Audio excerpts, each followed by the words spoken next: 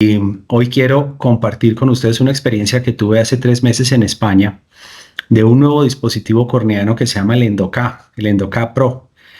Este dispositivo es un híbrido entre el trasplante de córnea lamelar profundo y la queratoprostesis. Es decir, es una técnica un poquito más sencilla, con menos riesgos, probablemente con un futuro mucho mejor que las queratoprostesis, y fue descubierto por el doctor Alfonso en Francia, en España, perdónenme, y por eso yo estoy colocando aquí en la imagen los méritos de las personas que participaron de la investigación de este tipo de dispositivo. Mi intención no es robarle a ellos, ni mucho menos, y voy a presentar son las estadísticas de ellos. Tuve oportunidad de ver la fabricación del dispositivo y de ver la cirugía en vivo, y me pareció interesante. Tengo mi propia versión sobre el dispositivo y se los quiero compartir. Este dispositivo es un dispositivo hecho en polimetilmetacrilato que tiene la particularidad que se coloca intrastromalmente. Entonces, como ustedes están viendo en la imagen, tiene un diámetro, es un anillo de un diámetro entre 8 y 8.5, con un lentículo en la región central que mide 3 milímetros, que en este momento tiene un poder neutro y tiene 4 radios que están ahí localizados con un ángulo de inclinación de separación que da 15 grados. Ese dispositivo, que fue inventado por el doctor José Fernández Alfonso, tiene la particularidad de que va colocado aquí en esta zona. Es decir, nosotros hacemos una queratoplastia lamelar profunda y colocamos el dispositivo en esta zona, y posteriormente ponemos el tejido corneano completo con endotelio y todo, con una perfecta sutura, como lo están viendo al lado derecho, con la finalidad de que yo no tenga que entrar a la cámara anterior. Ese es el principio óptimo óptico del dispositivo.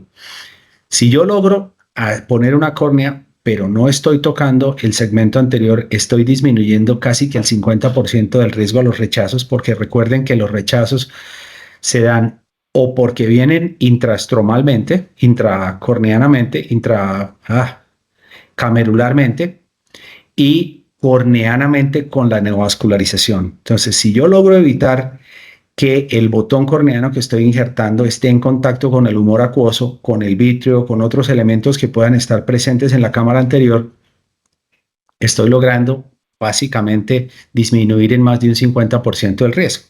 Ese es el principio del Endoca.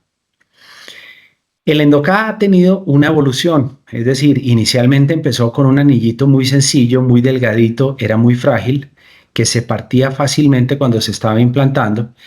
Y en la versión ya reciente, o con la que nosotros tenemos ya acceso, es este dispositivo, el Endoca versión 3, en donde el borde del anillo tiene una aleta, y esa aleta nos permite que tenga una mejor estabilización cuando nosotros lo estamos implantando en el labio intraestromal, como ya lo van a ver ustedes ahorita. La versión 4 que en este momento se está trabajando es colocarle poder al lentículo, es decir, en aquellos pacientes que son áfacos, este lentículo va a venir con un poder estándar de más 12 y un poder estándar de más 9, con la finalidad de que no solamente me corrija la parte de transparencia corneana, sino que además me mejore la parte refractiva de este paciente. En este momento ya tienen los prototipos, yo los vi, pero desafortunadamente por regulaciones europeas no han podido todavía presentar la suficiente cantidad de casuística para que ellos tengan el aval. Las indicaciones del Endoca básicamente tienen que ver con todo lo que procedimiento de queratoplastia que nosotros consideremos pacientes de alto riesgo. Es decir, por ejemplo, aquellos pacientes que son áfacos, que tienen el lente intraocular subluxado que parcialmente está tocando el endotelio, o que tiene bandas de vítreo, o que tiene sinequias, o patologías como una válvula en donde el tubo de la válvula está muy cerquita al endotelio, o la mayoría de los casos que yo vi en España son pacientes que han sido vitrectomizados áfacos y que tienen aceite de silicón, y muchas veces el aceite de silicón, por cuidadoso que sea el cirujano, a veces quedan pequeñas burbujitas y esas burbujas empiezan a tocar el endotelio receptor y dañan los injertos de córnea de los trasplantes. Entonces, como ustedes ven ahí, pues hay una gran variedad de indicaciones. Hay el doctor Fernando personalmente hace este Endoca en absolutamente todos los trasplantes. Él los hace en queratoconos, en descompensaciones por facoemulsificación, inclusive en traumas. Pero yo considero que el Endoca no es un procedimiento que se le puede hacer a todo el mundo indiscriminadamente porque tiene ciertas limitaciones. Por ejemplo, dentro de las indicaciones que ellos mencionaban, decían que el traumatismo corneano con causticación severa. Todos sabemos que cuando una persona tiene una quemadura ocular, tiene un daño de las células limbares y por lo tanto vamos a tener un defecto de superficie permanente. Un botón corneano ahí no nos va a pegar. Ahí sí hay una indicación para hacer una queratoprostesis de Boston, por ejemplo. Pero en este caso, por ejemplo, en un caso perforado, es muy difícil hacer una trepanación. Es decir, con el tiempo nosotros podríamos llegar a hacer una trepanación lo suficientemente profunda sin que se nos abra la herida previa. Pero en general, yo pensaría que cualquier patología que tenga que ver con destrucción del segmento anterior, que tengamos un alto riesgo por lo que les acabo de mencionar, sería una indicación bastante buena. Ahí en las fotografías, pues ustedes ven en la foto de la izquierda un paciente con una pérdida iridiana bien extensa, con válvulas, con de todo. Y en el lado derecho ven un paciente con una neovascularización por un proceso infeccioso y con una querato, si ustedes se dan cuenta aquí una escleroqueratoplastia. Véanla acá, aquí se alcanza a ver. Estos son casi que maniobras heroicas que se han hecho y los pacientes han tenido buenos resultados. Obviamente, partiendo de la base que estas técnicas no son para que el paciente llegue a tener 20/20, sino que tenga una visión lo suficientemente buena como para que se pueda mover, desplazarse y hacer sus actividades cotidianas básicas. La técnica quirúrgica consiste en hacer una queratoplastia lamelar profunda, un DALC, pero con una ventaja gigante. Todos los que hemos hecho los DALCs nos damos cuenta que una de las cosas más difíciles del DALC es llegar a la membrana de Descemet o llegar muy cerca a la zona predecemética. Porque entre más nos vamos profundizando, más tenemos riesgo a que hagamos una perforación. Y en un caso de esto, si nosotros tenemos una perforación, se dañó el paciente, toca hacerle una queratoplastia penetrante. Entonces, la gran ventaja con esta técnica quirúrgica es que nosotros podemos hacer un DALC, pero no tenemos que llegar tan profundamente. Es decir, nosotros podemos dejar unos espesores entre 50 y 100 micras, que es muy fácil de hacer. Y aquí en esta imagen ustedes alcanzan a ver que con una crescent o con una espátula se debe entrar para hacer un bolsillo de más o menos 0.5 milímetros para que el anillo vaya acomodado en esa zona. Hasta ahí vamos muy bien. Cuando nosotros ya tenemos una profundidad bastante buena, hacemos una fijación provisional. Esta fijación lo que tiene que hacerse es primero coloca uno el anillo dentro del bolsillo que quede completamente escondido y posteriormente le coloca uno una sutura de seda como lo están viendo ustedes en forma de herradura. Aquí tienen que utilizar doble aguja para que el anillo se quede fijo mientras nosotros lo estamos suturando, el botón. Como se está viendo acá, fíjense que ya el borde del anillo ya no se observa. Aquí está el estroma posterior de la córnea que estuvo trepanada y están los dos puntos de seda que están perfectamente bien ubicados. Cuando nosotros ya tenemos esto, entonces la lamela posterior se ha alejado hasta cierta distancia, estamos creando una pseudocámara y esta pseudocámara nos permite colocar ya el botón se va a colocar sobre ese lecho embebido en viscoelástico para proteger el endotelio que estamos trasplantando y posteriormente se hace la sutura. Entonces ustedes ven que ya la sutura de ahí en adelante es una sutura común y corriente de queratoplastia y cuando se termina ya se pueden retirar las suturas previas de anclaje que se habían hecho con la seda 7 ceros. el injerto quedaría como ustedes lo están viendo aquí, y allá en el fondo se alcanza a ver el lentículo. Aquí van a ver un caso. El caso este era un paciente que no tenía ningún trasplante, que tenía una edema de córnea, tenía un daño pupilar bastante grande, tenía una válvula, y ellos hacen el procedimiento. Fíjense que el estroma se ve todavía sucio. Ellos tienen la grandísima ventaja de tener un OCT en el microscopio, entonces van mirando el grado de profundidad. Aquí estaban haciendo una técnica anterior que era colocar la sutura de esa manera, pero hoy en día recomiendan colocar la sutura en herradura que atrape uno de los radios. Ahí está la sutura y ya se coloca el injerto.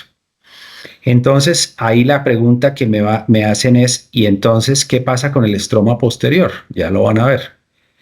Hasta este momento, el ojo intraocularmente no ha sentido el procedimiento quirúrgico, porque nadie entró, no hay salida de vitro, no hay viscoelástico intracameral, no se ha alterado la presión intraocular, simplemente la lamela está desplazándose un poquito posterior, hacia la zona posterior.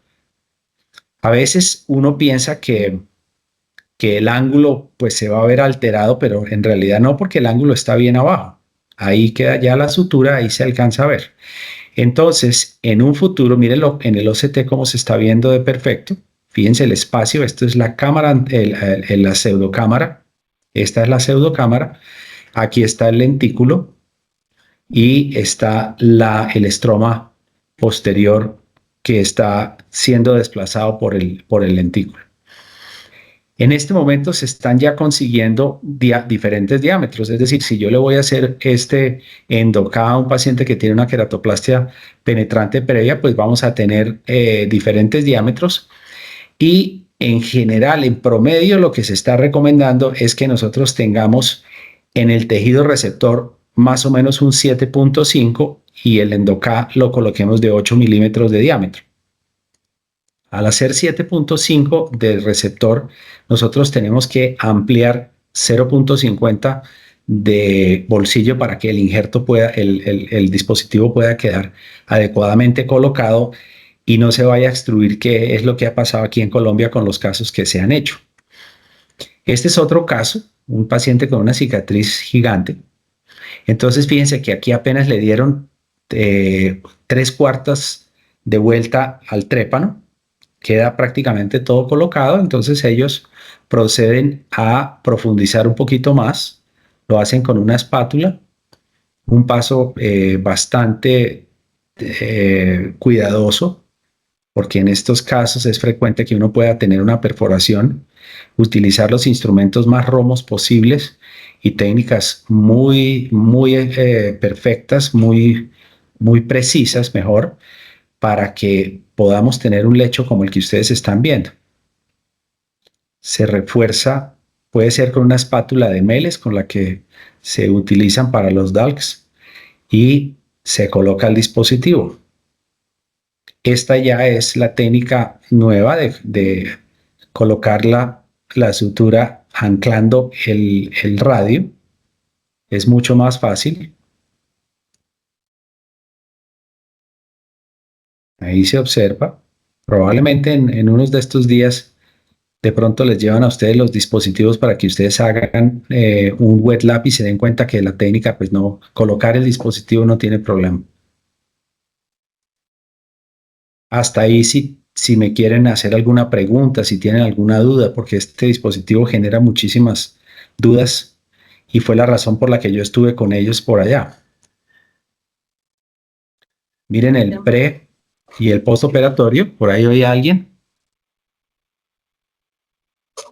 ¿Sí? ¿No? Ok. Oh, sí. En, Buenos días, doctor Mauricio. Soy el doctor buenos Líbano. días, doctor Líbano. Buenos días. Buenos días. Yo quisiera saber cómo hace uno para escoger el diámetro del dispositivo. Ahorita vi que puso el ejemplo de 7.75, perdón, 7.50 y ponía el dispositivo de 8, pero ¿qué parámetros usa para tener esa decisión? Pues ellos recomiendan utilizar un dispositivo promedio, o sea, el dispositivo promedio para ellos es de 8 y hacer trepanación en la córnea de 7.50, que es lo que nosotros normalmente solemos hacer en las queratoplastias penetrantes. Entre más grande usted hace el injerto, de todas maneras nos estamos acercando más al limbo y tenemos más riesgo a contacto con los vasos sanguíneos limbares y por lo tanto un rechazo por vascularización periférica. Entonces, en cuanto al diámetro, ellos recomiendan eso, más o menos 7.5, 7.75. Hay ciertos casos en donde ellos deciden hacer unos diámetros o hicieron unos diámetros mucho más grandes, pero tuvieron más pérdidas, tuvieron más rechazo, ¿no? Entonces yo creería que 7.5 es más que bueno. Me parece muy difícil hacerlo en un paciente que tiene previamente una queratoplastia penetrante, a no ser que lleve muchísimo tiempo en la queratoplastia penetrante, porque la fibrosis ya es muy grande y nos permitiría hacer un DALC, pero normalmente yo he quitado botones que tienen 15 años y no se quitan tan difícilmente, o sea, uno perfora fácilmente un botón, entonces de pronto hacerle una queratoplastia penetrante del mismo diámetro que tenía previamente me parece bastante difícil, pero el 7.5 sería la respuesta en el paciente, en el receptor. Otra pregunta, doctor. Sí.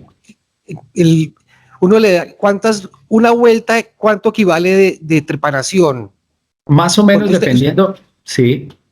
Porque usted hablaba de 3 vueltas. 3/4. 3/4 de vueltas para no perforar. Yo pienso Sí, que es lo más complicado, porque muchas veces hacen una queratoplastia y en un lado se hace más que en el otro. Sí, es cierto. Entonces, dice que usted más o menos 3 vueltas y cuarto. Aquí más o menos lo que usted está logrando, o sea, cuando usted con un trépano que lo tenga bien en el límite, más o menos usted debe estar quitando por una vuelta entera más o menos 250 micras, más o menos eso es lo que usted está haciendo. Entonces, cuando uno va a empezar a hacer el DALC, lo ideal es que usted haga o la vuelta entera, o haga 3/4 de vuelta, ¿no? Y lo que usted quiere hacer básicamente es marcar el diámetro que usted va a trabajar. ¿Ve? Una vez que usted marca el diámetro, usted empieza con esa crescent a ir quitando la primera capa que usted pueda y de ahí en adelante usted se empieza a profundizar hasta que usted diga, hasta aquí ya como que no me le mido más porque ya se empieza uno a asustar.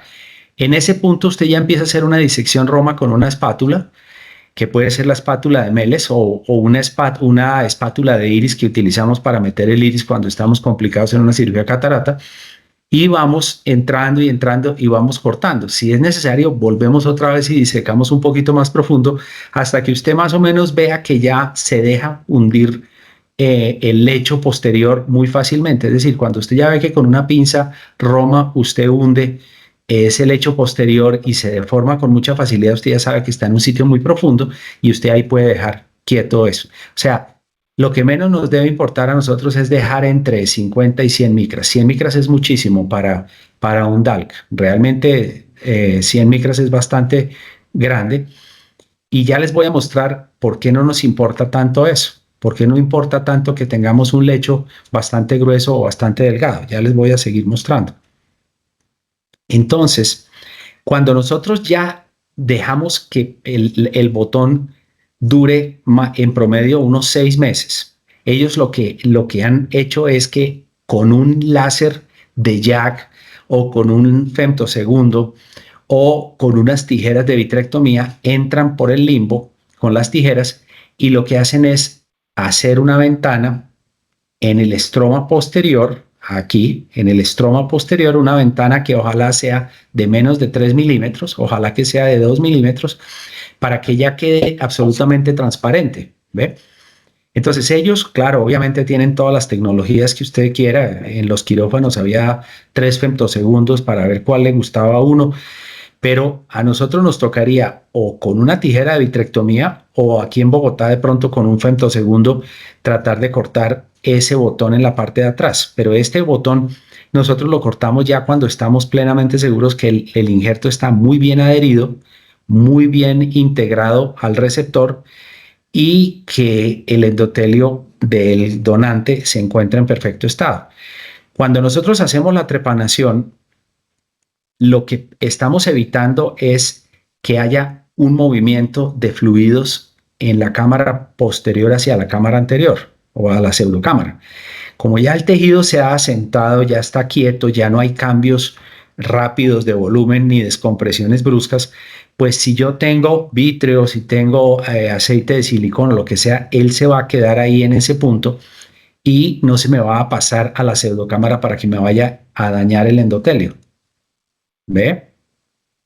Mire, aquí por ejemplo, hay este video en donde ellos con un femtosegundo hacen, pues eso es una belleza porque cortan los 2 milímetros centrales y posteriormente, después de que han hecho eso, entran con una pinza de vitrectomía y sacan la lamela. Entonces ahí ya quedó el paciente completamente rehabilitado.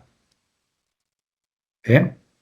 Entonces es un procedimiento que suena bastante interesante, es decir, no es un procedimiento para que lo estemos haciendo cada rato, no creo, es un procedimiento que tiene que uno escoger muy bien el paciente, pero es bastante prometedor, es decir, es la versión disminuida o sencilla de las queratoprostesis. Ellos normalmente le mandan a uno una hoja como la que ustedes están viendo, entonces donde dice trasplante previo, córnea, iris, cristalino, y uno marca lo que el paciente tiene. Entonces, si el paciente no tiene trasplante previo, uno pone un chulito, si tiene neovasos, y así uno va llenando y ellos le dan a usted la opinión del caso. Le van a decir, este caso sí es bueno para que usted le ponga un endoca, eso se lo manda y esto se trabaja, los representantes del Endoca Pro es AJL. Entonces, cuando ustedes tengan un caso y lo quieran hacer, pues mandan este formulario para que el doctor Alfonso les dé el visto bueno y él les va a decir, mire, hasta les manda videos y le dice, mire, este caso yo lo manejé de la siguiente manera, hagan un diámetro de tales características y ustedes le pueden incluir fotografías mucho mejor porque pues él tiene una experiencia grande y es un excelentísimo docente. Entonces él les va a ustedes a asesorar con esto. Por ejemplo, él me mostró esta tabla en donde él tenía de 68 pacientes que él había hecho hasta el 2023, él tenía trasplantes 30, sin trasplantes 30, con penetrantes 20, tenía 8 DALCs, tenía 3 DISEX y 7 DIMEX. Entonces él más o menos empieza a mostrarle una cantidad de casuística y me dejó ver la casuística que habían hecho en la clínica en los primeros 68 casos que ellos habían hecho. Esta es una gráfica medio confusa, pero yo voy a tratar de explicárselas a ustedes en donde muestra que en un grupo de 68 cirugías, 37 pacientes operados con esta técnica tuvieron un recuento endotelial superior a las 500 células por milímetro cuadrado y el injerto desde ese momento hasta la actualidad se encuentra completamente transparente, lo que quiere decir que de esos 68 primeros casos y solamente en las manos del doctor, porque hay muchos más cirujanos que los están haciendo, tuvo una tasa de éxito del 54.4%. Pero fíjense que 31 casos de 68 les fue mal. Entonces, 13 tuvieron edema crónico y se quedaron quietos y 18 pacientes fueron sometidos a un segundo trasplante. De esos 18 pacientes, 10 lograron superar la cirugía, que representa otro 14.7%. De esos pacientes, 8 pacientes de los 18 que habían sido sometidos a un segundo injerto, 8 pacientes se quedaron con, 3 pacientes se quedaron con edema córnea y 5 pacientes resolvieron hacerle un tercer injerto. Recuerden que cada vez que uno hace un injerto, la tasa de éxito cada vez va bajando más. De esos 5 casos que ellos hicieron, a 2 les fue muy bien, entonces sumó otro 2.9%. Es decir, que de los 68 pacientes lograron recuperar el 49 pacientes, que quiere decir que es el 72.1%. Y esto quiere decir que para recuperar 68 pacientes tuvieron que gastar 91 tejidos corneanos. Esa fue la estadística que él me mostró, que claro, uno queda medio tocado porque uno dice, bueno, la cosa no es tan buena, pero teniendo en cuenta que los injertos, las queratoprostesis de Boston, por ejemplo, o el Keracork australiano, tienen una tasa de sobrevida del 30% a 3 años o 5 años, pues esto es mucho mejor, ¿no? Bueno, esto es lo mismo. Ahora, las ventajas que yo les había mencionado, pues una de las grandes ventajas que me pareció sorprendente es que uno, en un caso como estos, como en el que ustedes están viendo en el lado izquierdo, en donde la córnea está tan absolutamente densa, y si es un paciente mayor, pues probablemente tiene una catarata y yo tengo que retirarle la catarata. Entonces aquí viene el lío, yo cómo quito esa catarata. Lo único que se nos ocurriría sería hacer un procedimiento triple, es decir, hacer una queratoplastia penetrante, retirar la catarata a cielo abierto, ya sea por técnica de facomulsificación o extracapsular, que yo siempre la hago extracapsular porque es absurdo, me parece absurdo hacer facomulsificación, no le veo la ventaja. Y posteriormente poner el Endoca. Entonces, como el injerto, yo puedo quitar un gran porcentaje del estroma que se encuentra muy opaco y colocando un poco de viscoelástico encima de la lamela posterior, muchas veces logro la transparencia suficiente para que yo pueda hacer la cirugía de catarata e implantar el lente intraocular como ustedes lo están viendo. Posteriormente se coloca el Endoca y se coloca el injerto. Bueno, este caso particularmente, porque yo le pregunté cuando vi el caso, yo le dije, pero ¿y por qué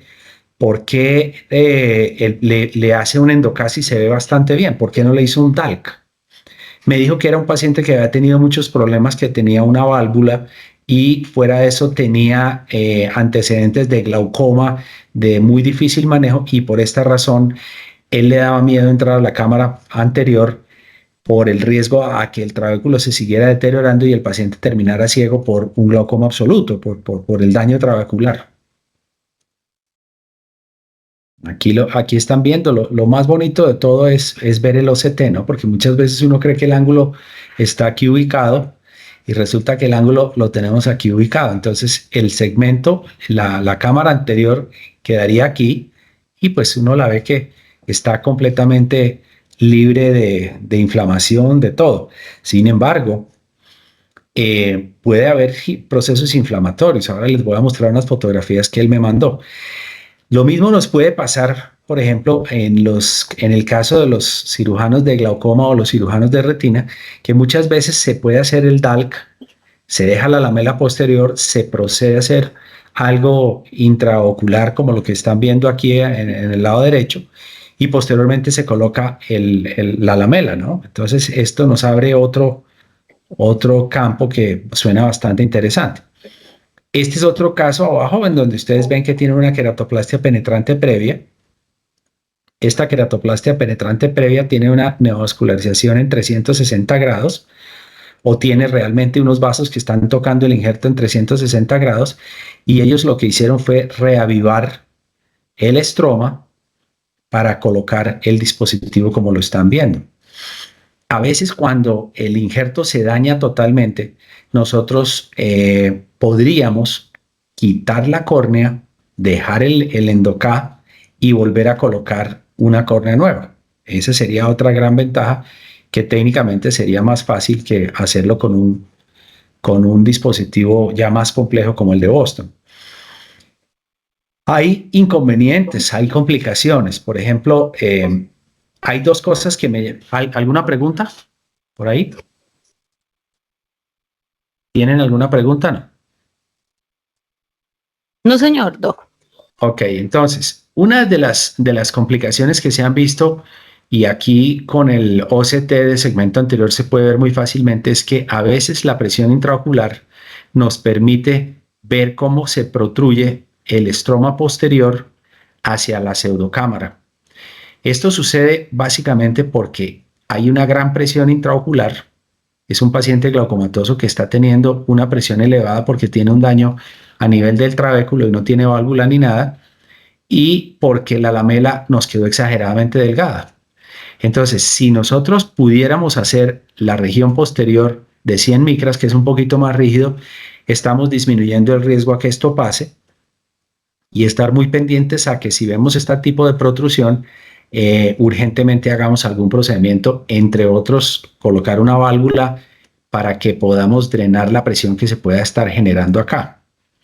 La otra cosa que puede pasar, obviamente, es que haya una descompensación y hasta ahora nadie me ha dicho qué pasa con el endotelio porque esta pseudocámara que ustedes están viendo, el doctor la deja llena de viscoelástico. Entonces, cuando él dice que él llena todo esto de viscoelástico, la pseudocámara, lo primero que uno piensa es, miércoles, ¿y de dónde va a sacar oxígeno el endotelio de la córnea donante? Cuando nosotros hemos dejado viscoelástico, yo personalmente tengo un caso en donde estaba haciendo una facomulsificación, metí el viscoelástico y fui a meter el lente se partió, era un lente trifocal muy sofisticado, no había en la sala de cirugía el reemplazo, mientras me trajeron el lente de repuesto de la casa comercial hasta la clínica, duré más o menos 45 minutos con el viscoelástico en la cámara anterior, una faco perfecta, y oh sorpresa, ese paciente le puse el lente intraocular, ni siquiera el lente se partió dentro del ojo, salió partido. Entonces fue muy fácil retirarlo y ese paciente duró 3 meses con una descompensación corneana. Entonces yo siempre asumí que la presencia del viscoelástico durante 45 minutos me había dañado muchísimas células endoteliales, porque de hecho tenía un recuento bien malo. Pues, oh sorpresa, el doctor Alfonso menciona que en todos sus casos él deja viscoelástico en la cámara, en la pseudocámara, y nunca ha tenido nada relacionado con el viscoelástico. Entonces, la gran pregunta es, ¿por qué el endotelio, a pesar de que está con esa capa de aislamiento que es el viscoelástico, no se daña? Pues básicamente lo que se está pensando es que de alguna manera ese estroma delgado permite la exudación de un poco de humor acuoso, de migración de oxígeno, y fuera de eso, el oxígeno que se está captando por el epitelio de la superficie ocular es lo que nos mantiene. ¿Cuánto dura ese viscoelástico en la pseudocámara? Esa es otra gran pregunta. No sé cuánto pueda llegar a durar. Eso no se han hecho ningún tipo de estudios, pero yo diría que eso puede durar fácilmente unos 20 días, pero como mínimo.